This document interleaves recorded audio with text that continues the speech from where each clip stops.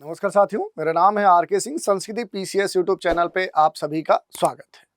आज अपने इस एपिसोड में हम बात करने वाले हैं भारत के विभिन्न राज्यों के संदर्भ में, देखने वाले हैं कि कौन से राज्य रिचेस्ट हैं, कौन से पुरेस्ट इंडिया के राज्य हैं। क्योंकि राज्यों की आमदनी की बात करें तो इसमें भी एक बड़ा जो अंतराल है, जो गैप है, वो देखने को मिल रहा है।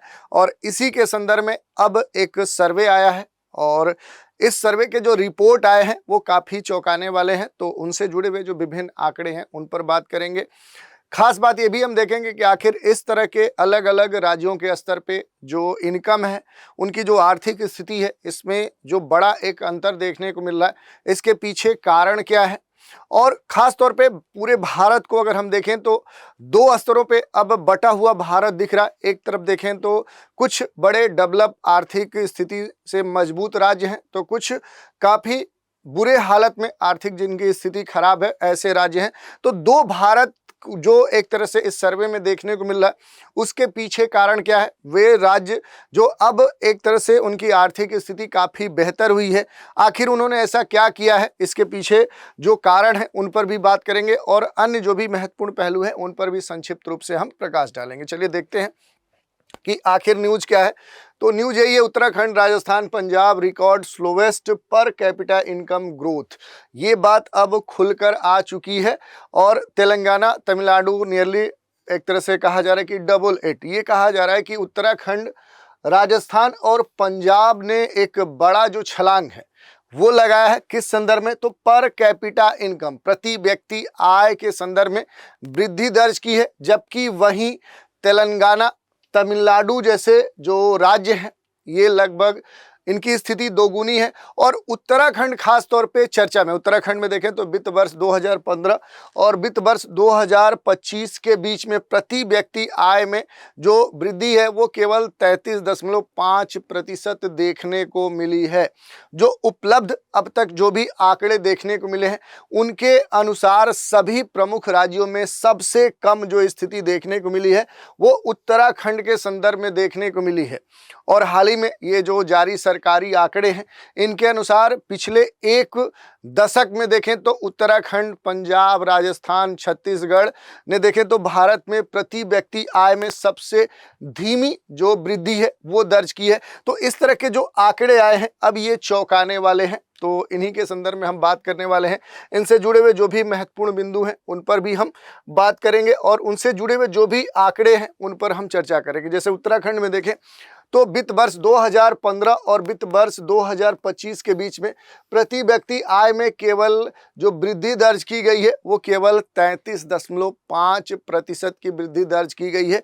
और ये उपलब्ध जो भी आंकड़े हैं उनके अनुसार देखें तो सभी राज्यों में सबसे खराब जो स्थिति है वो उत्तराखंड की स्थिति देखने को मिली है। सबसे खराब स्थिति है, यानी कि भारत में जो भी राज्य हैं उनमें इसकी जो देखें माली हालत वो सबसे खस्ता देखने को मिली है। जबकि भारत की समग्र जो प्रति व्यक्ति शुद्ध आय स्थिर मूल्यों पर देखें तो 2014 से 2015 में ये कितनी थी? तो 72,805 थी। लेकिन अब जो वित्तीय वर्ष 2024-25 है उसमें क्या हुआ है कि ये 72,805 से बढ़कर 1,14,710 हो गई है, जो लगभग देखें तो 57.5% की वृद्धि यहाँ पर देखने को मिली है। तो ओवरऑल जो भारत की समग्र प्रति व्यक्ति आय में जो वृद्धि हुई है उससे भी कम वृद्धि कौन दर्शा रहा है? तो पर्वतीय राज्य देवभूमि उत्तराखंड में देखने को मिली है। और ये पूरा जो एक तरह से देखें जो विभिन्न आंकड़े आए हैं, राज्य स्तरीय जो डेटा है, ये यही बताते हैं कि अब जो ये वृद्धि देखने को मिल रही है भारत के विभिन्न राज्यों के संदर्भ में, इनका जो वितरण है वो समान नहीं है बल्कि असमान वितरण देखने को मिला है। कुछ प्रमुख डेटाज हैं उन पर हम बात करते हैं। जैसे धीमी गति से बढ़ने वाले जो राज्य हैं उसमें उत्तराखंड प्रमुख रूप से शामिल है और इसके बारे में हमने डेटा देख लिया कि यहाँ पर जो ग्रोथ है वो ओवरऑल इंडिया के टोटल ग्रोथ से भी कम है।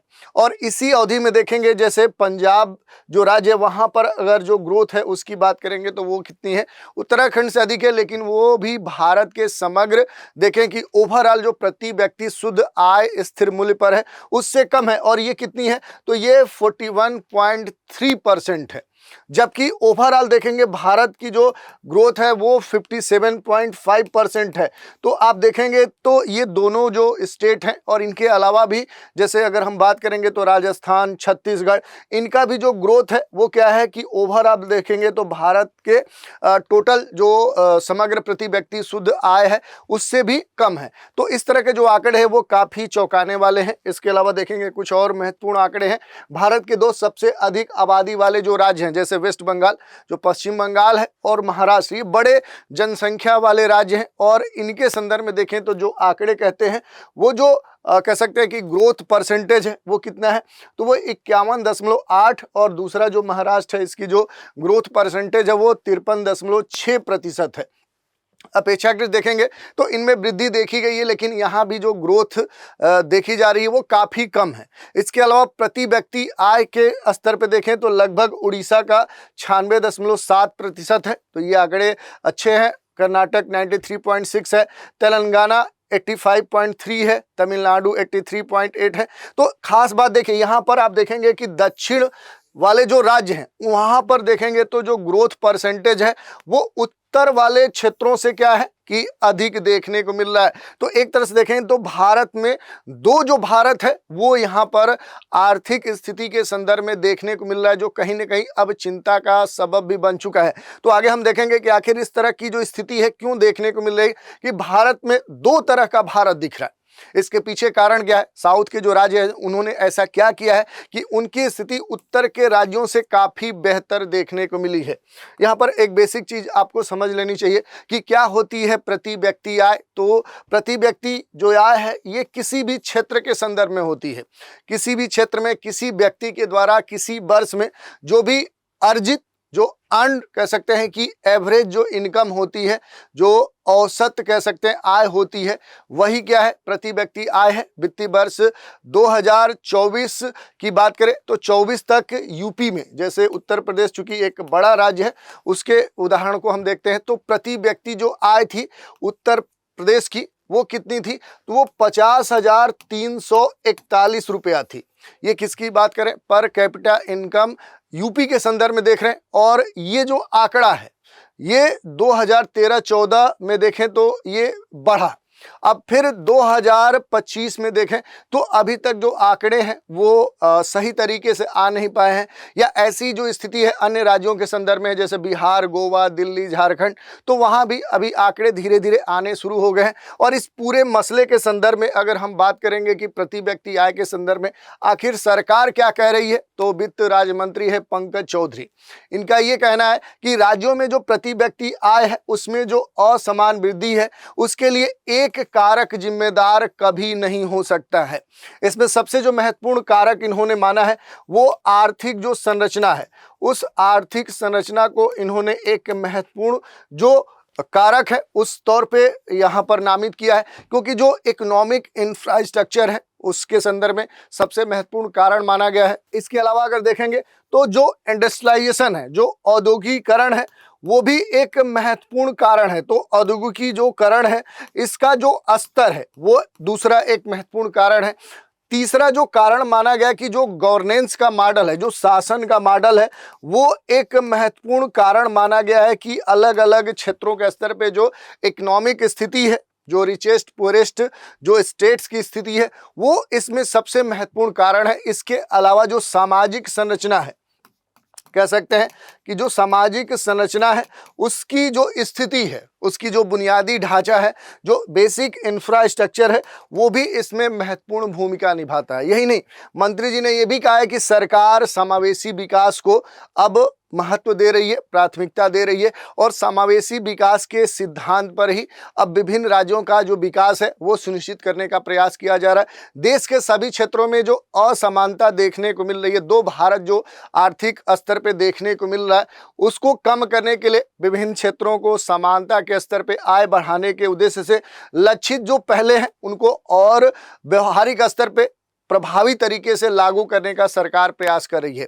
भारत इस साल में देखें तो जून में दुनिया की चौथी सबसे बड़ी जो अर्थव्यवस्था है वो बन चुकी है, क्योंकि जापान को भारत पीछे छोड़ चुका है। तो अब देखने वाली बात है कि जब बड़े स्तर पे, वैश्विक स्तर पे देश इतना बेहतर प्रदर्शन कर रहा है तो फिर राज्यों के स्तर पे इतना बड़ा जो गैप है वो क्यों देखने को मिल रहा है, ये एक चिंताजनक बात है।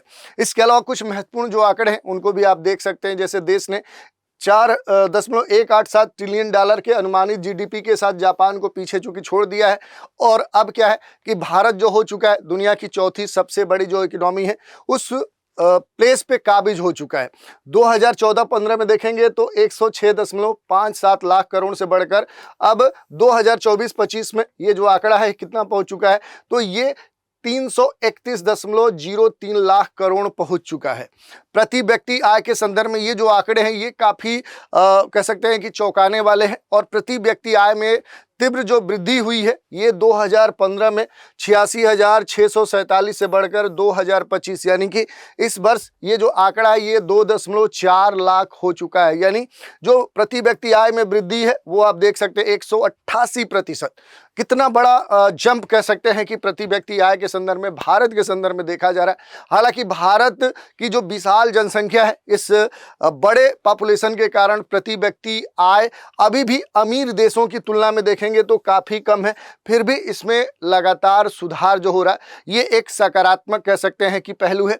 2023 में ये लगभग केवल 1.6 लाख था, 2024 में ये 1.8 लाख था, और 2024 के बाद 2025 में देखिए तो लगभग ये डबल हो चुका है।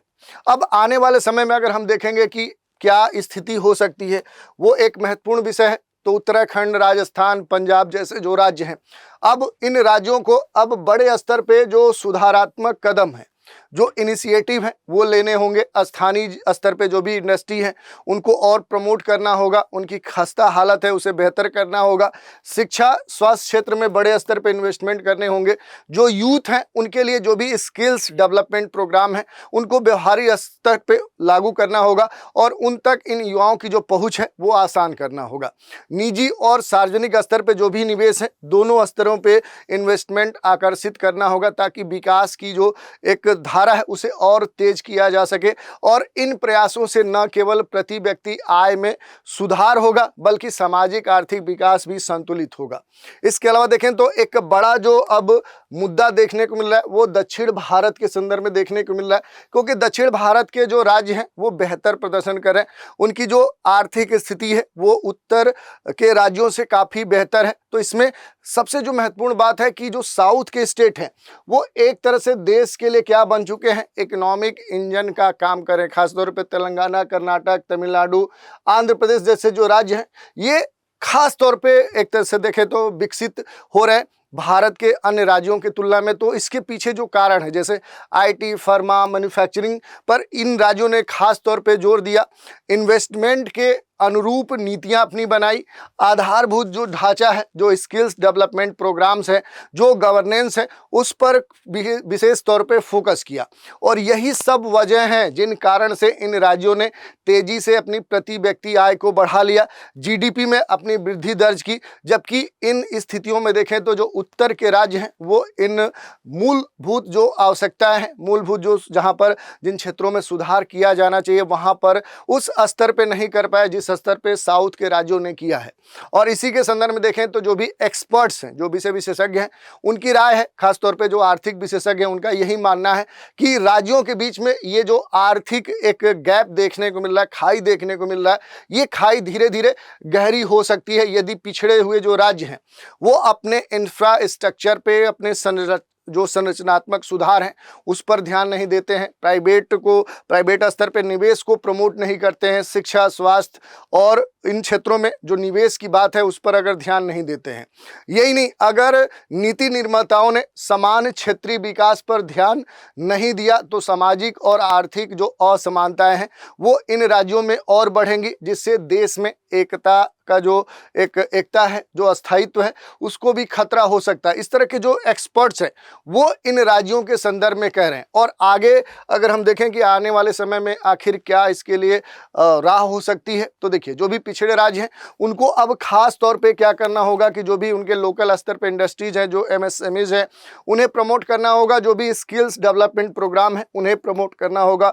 निवेश को आकर्षित करना होगा, खास तौर पे विशेष आर्थिक क्षेत्र के संदर्भ में। शिक्षा, स्वास्थ्य पर आधारभूत जो सुधार है उस पर ध्यान देना होगा। टूरिज्म, एग्रीकल्चर और जो भी ट्रेडिशनल जो प्रोडक्ट्स हैं उन पर विशेष जो योजनाएं हैं उनको संचालित करते हुए इन क्षेत्रों का विकास किया जा सकता है। अब यहाँ पर एक महत्वपूर्ण जो मुद्दा है वो धीमी रफ्तार वाले राज्यों के संदर्भ में है कि विकास में ये जो एक असंतुलन है, आखिर ऐसा क्यों है कि कुछ राज्य बहुत आगे हैं, कुछ राज्य बहुत पीछे हैं। तो इसके पीछे जो कारण है वही सारे हैं कि औद्योगिक सेवा क्षेत्र का कमजोर होना, युवाओं का पलायन होना, स्किल्स जो गैप है वो देखने को मिल रहा है, नीतिगत जो अस्थिरता है, ब्यूरोक्रेसी में देखें तो बहुत सारे जो जटिलताएं हैं, पर्याप्त निवेश नहीं है, योजनाओं का सही तरीके से रेगुलेशन नहीं हो पा रहा है। और इन राज्यों में देखेंगे तो कृषि आधारित जो अर्थव्यवस्था है उसका प्रभुत्व है जो कि जलवायु, उपज और सरकारी समर्थन पर अत्यधिक निर्भर है। और जब भी विषम परिस्थितियां होती हैं तो ये क्षेत्र पूरी तरह से देखें तो नुकसान में होते हैं। तो इस तरह के कारण दिए गए हैं। यहाँ पर एक सबसे महत्वपूर्ण जो बात अब देखने को मिल रही है कि इस तरह के जो भी कारण हैं, जिन कारणों से अगर हम देखें तो भारत में दो तरह के भारत देखने को मिल रहा है। और ये बात कही जा रही है कि अगर यही ट्रेंड जारी रहा कि कुछ जो राज्य हैं वो अच्छा परफॉर्म कर रहे हैं, कुछ जो राज्य हैं वो काफी बदतर स्थिति में है, तो इस कारण से क्या होगा कि देश दो हिस्सों में बंट सकता है। एक तो तेज रफ्तार, नवाचार, निवेश वाले भरपूर राज्य होंगे जिनकी आर्थिक स्थिति, माली हालत काफी बेहतर होगी। तो दूसरी तरफ भारत के वैसे राज्य होंगे जहां पर बुनियादी सुविधाओं की कमी होगी, गरीबी होगा और आर्थिक हालत, माली हालत उनकी काफी खराब हो सकती है। और इसका प्रभाव क्या देखने को मिलेगा, तो देश में जो असमानता है वो बढ़ जाएगी। अमीर राज्यों में शिक्षा, स्वास्थ्य, रोजगार के जो स्थिति है वो पहले से और बेहतर हो जाएगी और गरीब राज्यों में इसके ठीक उल्टा होगा। दूसरा जो प्रभाव देखने को मिलेगा वो पलायन के स्तर पे देखने को मिलेगा। पलायन और बढ़ सकता है। युवाओं का जो झुकाव है वो विकसित राज्यों की तरफ होगा। जैसा आप देखते हैं यूपी, बिहार से क्या है, गुजरात या साउथ के राज्यों में लोग क्या है रोजगार के लिए जाते हैं, जो स्किल्ड पर्सन है उनका पलायन हो जाता है। इससे क्या होगा कि मूल राज्यों में जो जनसांख्यिकी और जो सामाजिक असंतुलन है वो भी उत्पन्न हो सकता है। यही नहीं, राजनीतिक और सामाजिक जो अस्थिरता है उसके बारे में अगर हम देखें तो आर्थिक असमानता में असंतोष और संघर्ष की आशंका है। तो ये पहली बात है। जैसे आप देखेंगे कि बार बार मुद्दा उठता है महाराष्ट्र के संदर्भ में कि वहाँ पर बिहार, यूपी के जो लोग जा रहे हैं तो वहाँ के लोग बार बार ये कह रहे हैं कि हमारे संसाधनों पर, हमारे यहाँ जो रोजगार है उसमें कहीं ना कहीं दूसरे राज्य के जो लोग आकर वो क्या कर रहे हैं, हमें वंचित कर रहे हैं। जबकि ये सही बात नहीं है। जो स्किल्ड होगा वही कह सकते हैं कि अपनी जो भूमिका है या अपने योग्यता के अनुसार कार्य पाता है। लेकिन इस तरह के जो विवाद हैं वो उठने लाजमी है क्योंकि वहाँ के लोगों के सामने बहुत सारी जो समस्याएं हैं वो देखने को मिलती है। तो इस तरह के जो प्रभाव है वो आने वाले समय में दिख सकते हैं। अब बात करें कि आखिर इसका समाधान क्या हो सकता है, तो समाधान यही है, राज्यों को विशेष जो पैकेज है वो नहीं है, तो नीतिगत स्तर पे उन राज्यों के विकास के लिए, सुधार करने के लिए सरकार के स्तर पे प्रयास किया जाना चाहिए। विभिन्न जो इनिशिएटिव है वो स्टार्ट किए जाने चाहिए। शिक्षा और जो भी स्किल्स डेवलपमेंट है उस पर निवेश किया जाना चाहिए। जो भी एमएसएमईज हैं, स्टार्टअप्स हैं, ग्रामीण और पिछड़े क्षेत्रों में उन्हें खास तौर पर काम करने के लिए प्रमोट करना चाहिए। जो भी राज्य स्तरीय ईज ऑफ डूइंग जो बिजनेस है उस पर ध्यान देना चाहिए। जो भी गवर्नेंस है उसकी जो जवाबदेहिता है, अकाउंटेबिलिटी है, जो ट्रांसपेरेंसी है, उसे सबके सामने लाना चाहिए। तो इस तरह के प्रयास किए जा सकते हैं।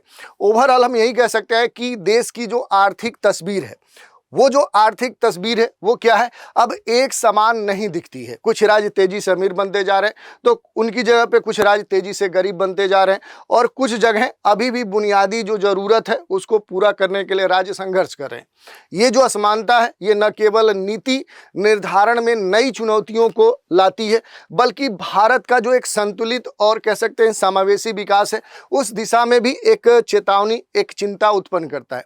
भारत को यदि 2047 2040 तक विकसित राष्ट्र बनना है, तो ये सबसे महत्वपूर्ण बात है, ये सबसे जरूरी हो जाता है कि केवल कुछ राज्यों को ही नहीं बल्कि हर राज्य को समावेशी स्तर पे विकसित करना होगा। प्रति व्यक्ति आय में इतना बड़ा जो अंतर भारत में देखने को मिल रहा है, जो कि आर्थिक चुनौतियों को प्रस्तुत कर रहा है, बल्कि राजनीतिक और सामाजिक जो संतुलन है उसके लिए भी जो ये एक बड़ा अंतर प्रति व्यक्ति आय के स्तर पे देखने को मिल रहा है, ये खतरनाक साबित हो सकता है। तो इस तरह के जो गंभीर परिणाम है वो आने वाले समय में देखने को मिल सकते हैं।